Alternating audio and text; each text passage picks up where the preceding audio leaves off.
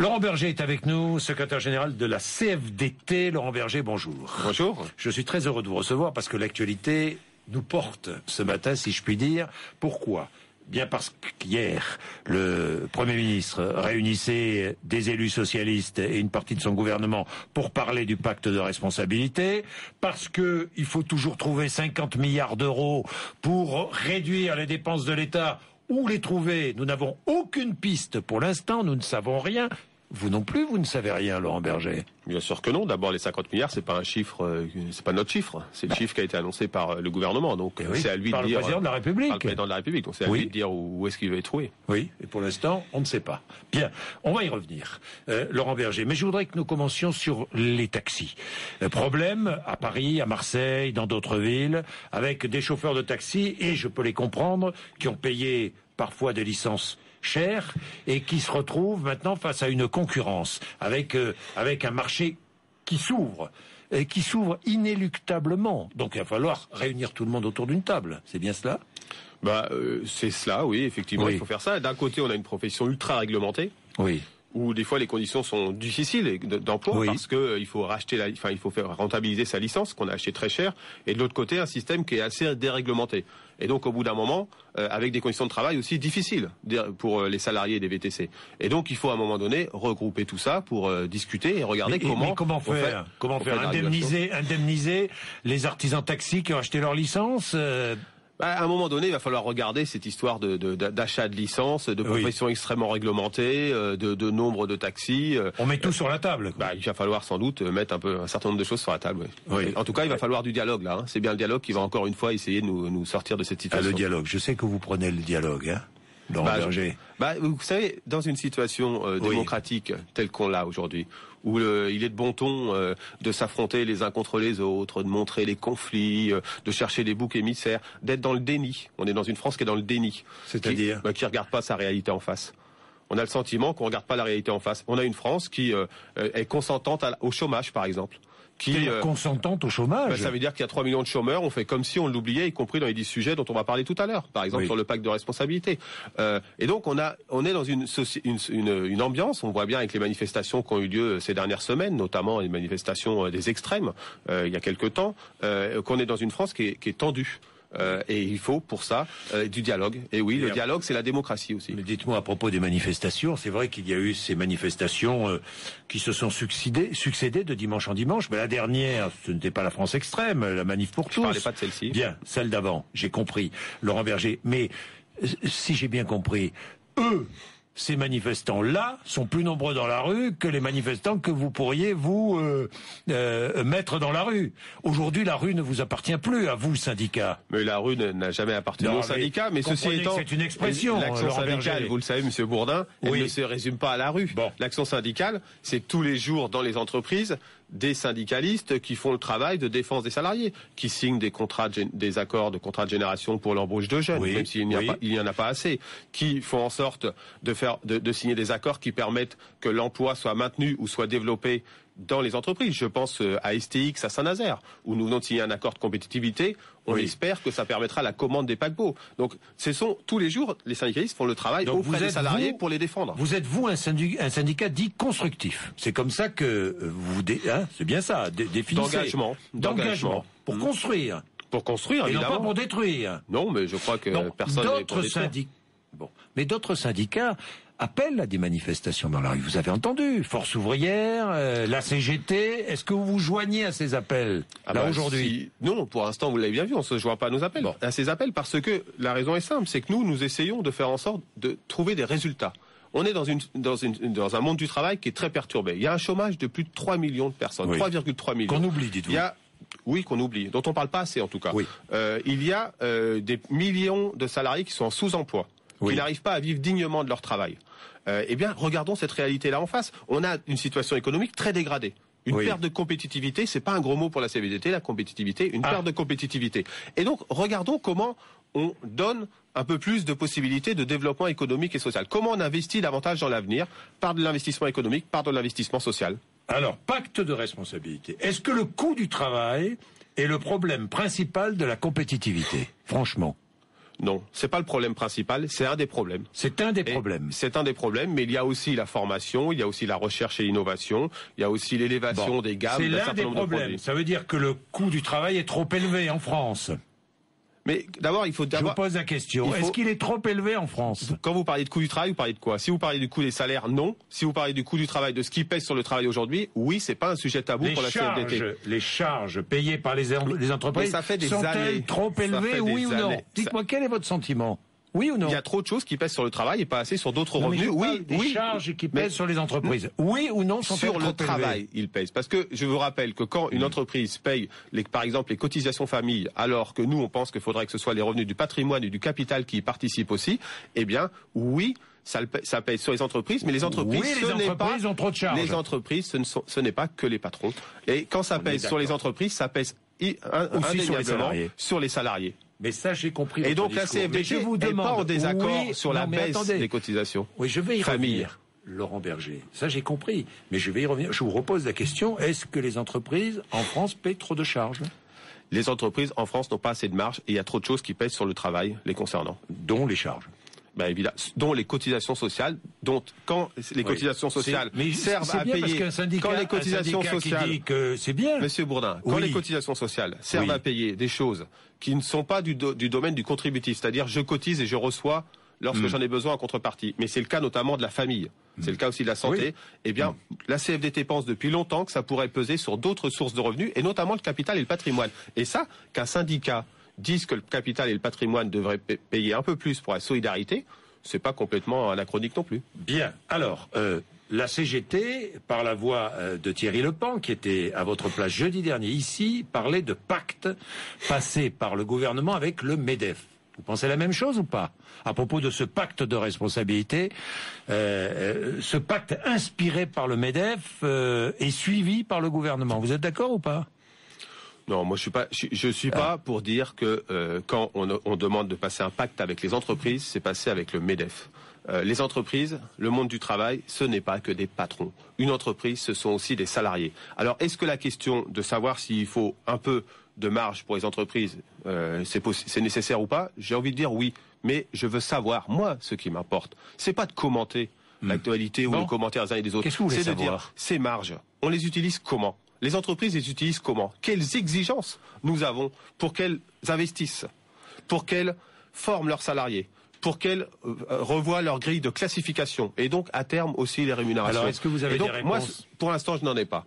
Pour l'instant, je n'en ai pas. Le Premier ministre a saisi les syndicats et le patronat en disant discutez entre vous pour savoir quelle contrepartie il pourrait y avoir à ce pacte en termes d'emploi, de qualification, d'apprentissage, d'investissement, etc. Le patronat doit nous réunir, a dit qu'il allait nous proposer une date. Pour l'instant, je n'en ai pas. Moi, je veux qu'on se réunisse rapidement autour de la table pour regarder. C'est-à-dire rapidement? Vous demandez une réunion là, cette semaine. Cette semaine au patronat? Mais bien sûr, parce que le Premier ministre nous a dit que vous avez jusqu'à fin février pour vous mettre d'accord sur quelle contrepartie il y a à ce pacte de responsabilité. D'un côté, une baisse des allègements sur les entreprises, une baisse des cotisations sur les entreprises, et de l'autre côté, des engagements sur l'emploi, sur l'investissement. Je pense que c'est ça ce pacte de responsabilité. Moi, je demande que le patronat s'engage. Est-ce que le patronat est prêt à s'engager? S'il s'engage, très bien. S'il ne s'engage pas, il n'y a pas de baisse des prélèvements obligatoires. Donc il n'y a pas de pacte de responsabilité? Bien sûr, parce que la responsabilité, c'est de l'engagement. C'est certes de la confiance, mais c'est aussi de l'engagement. Donc vous demandez une réunion d'urgence au patronat cette semaine? Et je vais même vous dire, moi je pense qu'il faut réfléchir en termes de trajectoire.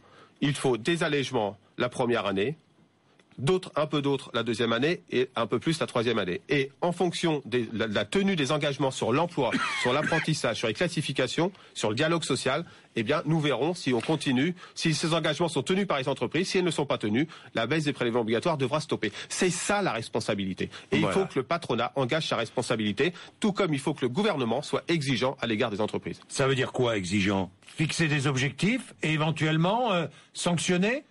Ça veut dire fixer des objectifs. Alors moi, je suis pas pour les objectifs chiffrés, macroéconomiques comme certains. Oui. J'ai pas de pix, vous avez pu le voir. Non. Tout simplement parce que c'est pas réaliste. Je suis pour que dans les branches et dans les territoires, mais aussi dans les entreprises, on se fixe par le dialogue social. Oui. entre les syndicats et l'entreprise, ou entre syndicats et les branches, des objectifs d'embauche de jeunes, des objectifs de maintien de l'emploi, de développement de l'emploi, de développement de l'apprentissage, des objectifs en termes d'investissement économique. Voilà, c'est ça un pays moderne. Dites-moi, il faut que vous alliez vite, parce que ça fait un mois qu'on nous parle déjà de ce parc de responsabilité. Mais la CFDT est allée très vite, mais c'est bon. La CFDT est allée très vite. Très rapidement, nous avons fait ces propositions. Nous l'avons fait au gouvernement lorsqu'ils nous avons rencontrés dans les réunions prévues pour, et nous l'avons fait auprès du patronat. Maintenant, je crois que j'ai fait preuve de responsabilité en disant voilà aujourd'hui où sont les objectifs et nos exigences. Maintenant, il faut qu'en face, ils fassent preuve de leur responsabilité. Bien. Ce pacte au printemps, c'est trop tard, non? Au printemps, non? Avant. Et le gouvernement nous parle du printemps. Ou 10 ans, ou 5 ans, selon les sujets qu'on dit toujours c'est trop tard. De toute façon, il n'est jamais trop tard pour commencer à faire quelque chose d'intéressant. Il ne s'est pas rien passé non plus, hein. Oui. Et ces derniers temps, il y a quand même tout un tas d'accords qui permettent aujourd'hui de la formation des salariés, qui permettent le maintien de l'emploi, etc., etc. Bon, plusieurs membres de l'aile gauche du PS, vous les avez entendus comme moi, Laurent Berger, sont opposés à ce pacte, affirment qu'il n'y a pas qu'une seule politique possible. Que leur dites-vous? Je dis que c'est le problème du Parti socialiste. C'est pas mon problème. Oui, d'accord. Non, c'est pas mon problème. Je vous le dis franchement. Aujourd'hui, il y a un pays qui est gouverné par un gouvernement. Il a une majorité. Il gère sa majorité. Moi, je suis là pour défendre les salariés. Vous déplorez Je suis là pour défendre les salariés. Vous déplorez ce comportement, ces positions, ces engagements. Je trouve que c'est confus. Je vais pas vous le cacher. Confusion. Je trouve que c'est confus, le climat est un peu confus. Mais c'est là où il faut faire appel à la responsabilité des uns et des autres. Moi, mon problème, il n'est pas la gestion de la majorité. Ça, je veux même pas en entendre parler. Mon problème, c'est je suis salarié dans une entreprise. Mon entreprise doit bénéficier d'allègements de cotisation. Ça, je le vois comment? Ça se manifeste comment pour moi? Est-ce que je vois plus de salariés embauchés? Est-ce que je vois une organisation du travail plus satisfaisante pour moi? Est-ce que je vois des augmentations de salaire, dans certains cas, dans certaines entreprises, pourquoi pas? Tout peut se discuter. Est-ce que je vois ça? Est-ce que je vois des jeunes qui arrivent en termes d'apprentissage? C'est ça qui m'intéresse. C'est ces marges dégagées par les entreprises, pour les entreprises, elles servent à quoi? Je veux entendre cette réponse de la part des entreprises et donc du gouvernement. La réponse là, dans les jours qui viennent, vous faites quoi? Rien? Qu'est-ce que vous pouvez faire? Ah mais moi je l'ai dit aussi très rapidement. S'il n'y a pas d'engagement de la part du patronat, il n'y a pas de pacte qui vaille pour la CFDT. D'accord. L'État doit trouver 50 milliards d'euros pour financer ces baisses de charges. Alors des économies sont annoncées ici ou là. D'abord, est-ce qu'il faut réduire la dépense publique? Je crois que là-dessus, c'est pareil. La CFDT, depuis longtemps, a dit qu'il y avait un problème d'endettement public. Et quand il y a un endettement public, c'est les générations futures qui payent. On gèle l'avancement des fonctionnaires? Hors de question. Hors de question. Je ne sais pas si c'était un ballon d'essai ou une maladresse la semaine dernière, mais il est hors de question. Je vous rappelle que les fonctionnaires, depuis 4 ans, ils ont la valeur du point, c'est-à-dire l'augmentation générale, qui est bloquée.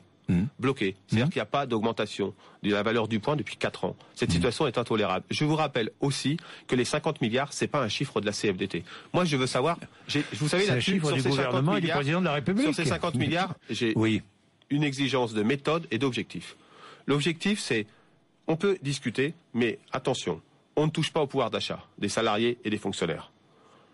Et là, aujourd'hui, avec la baisse des avancements qui a été annoncée la semaine dernière, il y aurait une baisse du pouvoir d'achat manifeste pour les fonctionnaires. On ne touche pas un certain nombre de services publics. Parce que vous savez, on dit que les services publics, ça coûte cher. Mais c'est quoi les services publics? C'est de l'éducation, c'est de la sécurité, c'est des hôpitaux, etc., etc. C'est de la solidarité, et dont autant de salariés ont besoin. Et donc, je finis. La troisième exigence, c'est qu'on puisse avoir un dialogue social. Il n'est pas question de laisser quelques-uns discuter de l'avenir de nos services publics et de notre protection sociale, qu'il faut maintenir à un bon niveau, pour avoir une logique arithmétique. Moi, je crois qu'on peut faire mieux sans forcément dépenser plus. Et on peut faire mieux à condition qu'on ait un vrai dialogue social avec les fonctionnaires, avec les usagers. C'est ça le défi sur ces baisses des dépenses publiques. On ne touche pas au nombre de fonctionnaires dans la fonction publique d'État.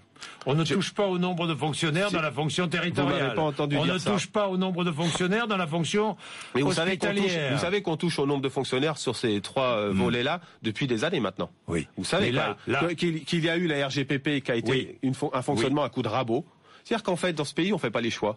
Je vous parlais de déni tout à l'heure. Sur les fonctions, sur la dépense publique, on ne fait pas les choix. On se dit pas c'est quoi le rôle de l'État. qu'est-ce qu'il doit avoir comme fonction et où est-ce qu'on met les moyens pour assumer ses fonctions. Et comme on fait pas ces choix, depuis des années on fait du rabot. C'était vrai avec la RGPP, c'est un peu le cas avec la MAP, la modernisation de l'action publique aujourd'hui, et alors qu'il faut fonctionner en termes de choix. Et ça, comment le faire autrement que par un vaste débat avec les agents et avec les citoyens. Je n'ai rien contre les fonctionnaires, mais je pose la question parce que c'est au cœur du débat. Est-ce qu'on doit diminuer le nombre de fonctionnaires en France ? Ça dépend dans quel secteur. Mais globalement, dans l'éducation, la démonstration a été faite que c'était une erreur de le faire. Mais globalement, c'est le cas aujourd'hui. Je vous rappelle qu'il baisse le nombre de fonctionnaires. Bon, Laurent Berger, donc faut pas accélérer cette baisse. Donc on trouve de l'argent où ? Les économies sont faites où ? Mais en fonctionnant autrement. Je veux dire, il y a un tas de doublons qui peuvent exister. Il y a des dépenses de fonctionnement qui parfois peuvent être optimisées. Tout ça, nous, on est d'accord pour le mettre sur la table. Mais où est-ce qu'on le met sur la table ? Pour l'instant, je vois nulle part. C'est-à-dire que c'est pas en se réunissant, pour réduire la dette. Ça sera pas contre les ministres en se réunissant à quelques-uns à l'Élysée. Avancer des solutions, Laurent Berger, pour faire des économies. Mais on est prêt à les avancer, ces solutions. Pour ça, il faut qu'il y ait un lieu où on puisse aller les avancer. Pour l'instant, vous savez, sur le pacte de responsabilité, on a annoncé les 50 milliards. Oui. On n'a jamais été, on a dit des choses sur les exigences, telles que je vous ai rappelé. On n'a jamais été invité à discuter des propositions. Lorsqu'on sera invité, on ira avec des propositions.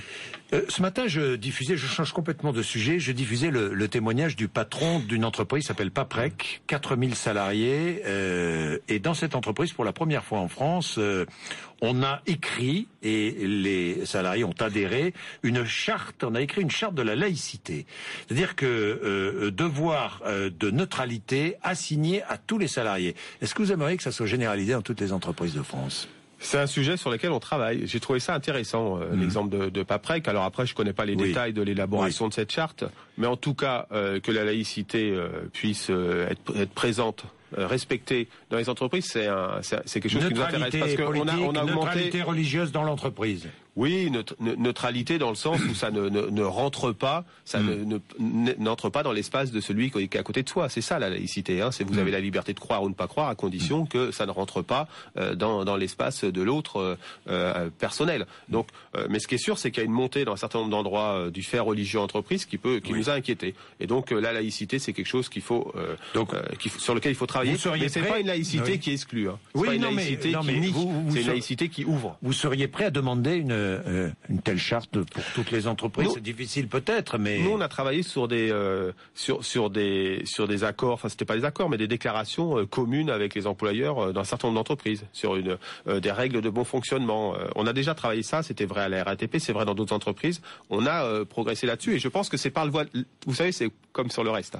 C'est par la voie du dialogue. C'est pas la stigmatisation, c'est pas le rejet. C'est parlons, discutons, dialoguons, regardons les bonnes conditions du vivre ensemble. C'est vrai sur la laïcité d'entreprise, c'est vrai en règle générale dans toute la société. J'ai une dernière question. Arnaud Montebourg, qui intervient beaucoup actuellement, qui a trouvé le responsable de la crise en Europe, l'euro fort. Vous êtes d'accord avec lui ou pas? De toute façon, là aussi, on peut le dire, mais maintenant il faut agir. Il faut agir au niveau européen. Vous êtes d'accord avec lui? Ou pas? Il y a un sujet. Le problème, c'est que l'euro fort, il est parfois un handicap, parfois une opportunité. Donc, il faut regarder. Ça, remarquez, ça, tout le monde peut le dire. Oui, ça. Mais il faut le regarder en face, ça. Donc, moi, je pense que ça, c'est à traiter au niveau européen.